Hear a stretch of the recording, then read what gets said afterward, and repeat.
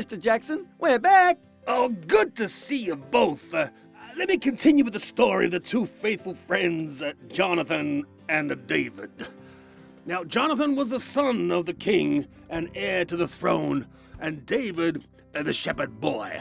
And Saul, the king of Israel, and Jonathan's father, he was very jealous of David.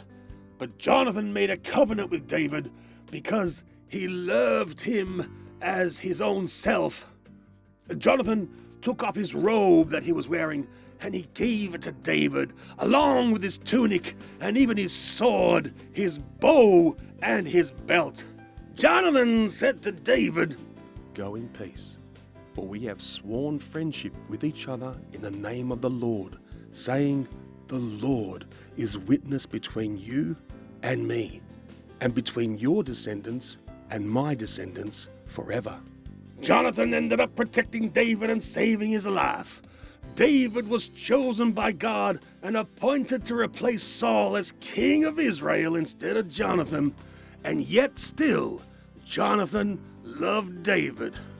Only a true friend can make this statement: "You will be king over all Israel, and I will be second to you." Hey, that reminds me of what we heard at Sabbath school. It's what Jesus said to his disciples. Greater love has no one than this, to lay down one's life for one's friends. You are my friends if you do what I command. I no longer call you servants because a servant does not know his master's business. Instead, I have called you friends, for everything that I learned from my Father I have made known to you. John 15:13-15. Amen! Yes, sir. A friend loves at all times, and a brother is born for a time of adversity. Proverbs 17:17. Jonathan had reasons to give up on David. Their friendship wasn't without stress. Jonathan's very life was threatened because of his loyalty to David. King Saul, Jonathan's own father, tried to kill him because of his loyalty and faithfulness of friendship to David. In the end, David remained faithful to the descendants of Jonathan, caring for them as if they were his own family members. A true friend helps you find strength in God.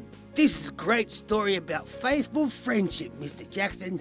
Boys, be sure to look for that quality in friends. Choose your friends who will help you find strength in God. Jonathan was selfless, and this is how we should relate to our friends. That's an amazing story, Mr. Jackson. Thanks for sharing that with us. Yeah, Mr. Jackson, that was the bomb story. Can we come back tomorrow? Maybe bring some more friends for more stories? Why, sure, boys. Bring more friends, and let's make some more Bible buddies. Y'all come back now, you hear? Yeah, all right, Bible buddies. Yeah, all right. Bible buddies. Now that's an incredible story of faithful friendship. I really do enjoy looking at the story of David and Jonathan. John 15, verse 12 and 13 says, "This is my commandment. Love each other in the same way I have loved you. There is no greater love than to lay down one's life for one's friends. Make sure you are also a true and faithful friend to those around you." I'm Arnie from Arnie's Shack, and you have been listening to Bible Buddies. Our time is up for today, but I will look forward to catching up with all of you again next time. So take care, stay safe, and God bless. Learn about our wonderful God each day. Stop and learn.